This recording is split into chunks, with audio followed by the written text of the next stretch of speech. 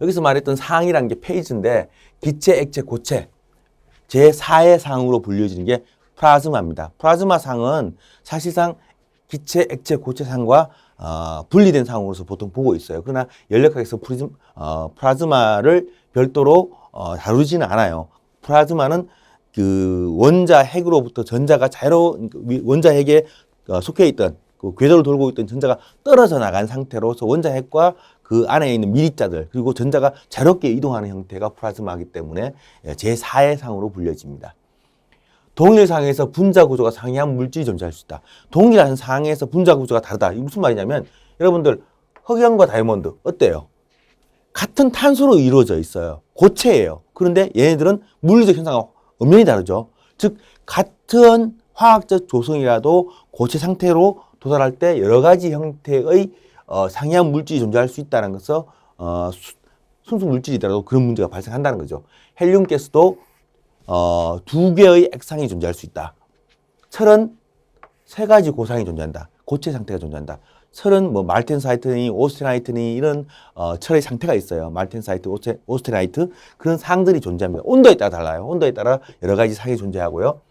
고압 하에 있는 얼음 같은 경우는 7가지 상태가 나타나요. 얼음은 압력에 따라서 상태가 다 달라져요. 그렇기 때문에 얼음이 고체 상태로 가 있다 하더라도 사실은 굉장히 독특한 물질이라 보면 돼요. 우리가 보통 다루는 순수한 물질 중에서 다른 물질하고 다르게 물은 독특한 특성을 갖고 있어요. 굉장히 비체적이 많이 늘어나요. 그러니까 즉 액체에서 기체로 갈 경우에 비체적이 많이 늘어나고요. 또한 물은 밀도가 가장 높은 지점이 고체가 됐을 때가 아니에요. 액체 4도씨일 때 물은 최대 밀도점에 도달하고요. 물은 고체가 되면 팽창을 해요. 보통 금속은 고체가 되면 수축을 합니다. 그런데 물은 팽창하는 조직이에요. 그래서 독특한 구조를 갖고 있다.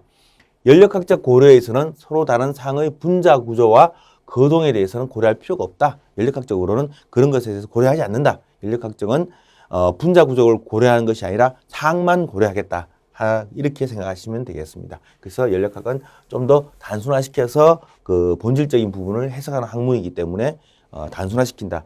예를 들면 고체와 같이 격자 구조로 가 있다가 좀 더 공간은 고체하고 그렇게 차이가 나지 않지만 좀 더 자유롭게 움직이는 형태의 즉 분자 간의 인력을 끊고 움직일 수 있는 형태로 바뀌어진 게 액체가 되고요.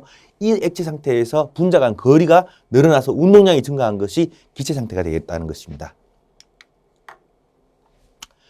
고체 같은 경우는 3차원 격자 구조를 갖고 있다. 격자 구조를 갖고 있고 진동을 하고 그 분자들 사이에 서로 인력과 청력이 작용해서 일정 거리를 유지하면서 격자 구조를 갖고 있다. 그리고 온도가 증가하면 분자 진동이 증가할 것이고 일정 온도가 이상을 넘어가게 되면 분자 간의 진동이 분자 간을 잡아당기는 인력을 넘어서서 서로 밀어내게 되겠죠. 그러면 융해가 된다. 액체가 되어 간다는 얘기겠죠. 액체 같은 경우는 분자 간의 공간이 고체하고 유사합니다. 그 사이의 공간이 그렇게 차이가 나지 않아요.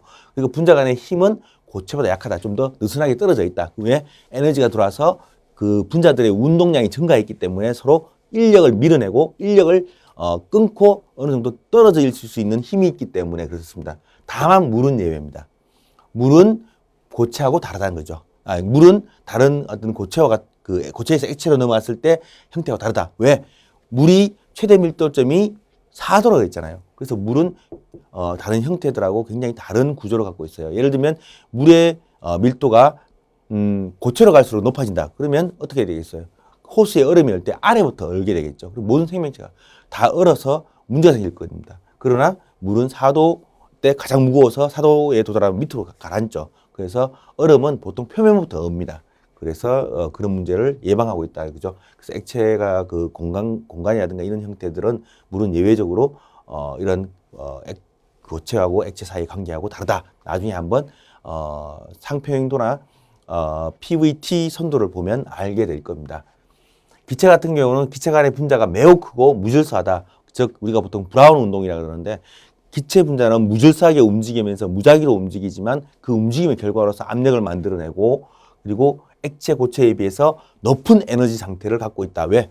분자로 분리되어서 떨어져서 서로 분자 상태로 움직일 수 있도록까지 에너지를 공급했기 때문에 높은 에너지를 갖고 있는 상태라는 거죠. 응축도는 응결시 많은 양의 에너지를 방출한다. 이 말은 무슨 말이냐면 예를 들어서 응축 잡열이라고 말을 하는데 증발 잡열하고 반대말이긴 한데 같은 값이죠. 예를 들어서 우리가 아프리카에서 얼음을 얼릴 수 있는 방법은 토기에다가, 즉 물이 잘 통하는 토기에다가 물을 붓고 저녁에 놔두면 외기의 온도가 거의 뭐 0도에 가까이 갑니다. 그러면은 토기 표면으로 스며나는 물이 증발합니다. 증발하면서 증발 잡열을 갖고 나가요. 그러면 그 주변의 온도를 낮추게 되겠죠. 결국 토기 안에 있는 물은 얼음이 될 수가 있다는 거죠. 그렇기 때문에 많은 양이, 즉 상변화 시에 많은 양의 에너지가 이동한다. 그래서 우리가 상변화를 적극적으로 이용하는 게 냉동기죠. 예를 들면 전기 터빈도 마찬가지입니다. 상변화를 이용해서 에너지를 전달하는 것이 주 목적이라는 거죠.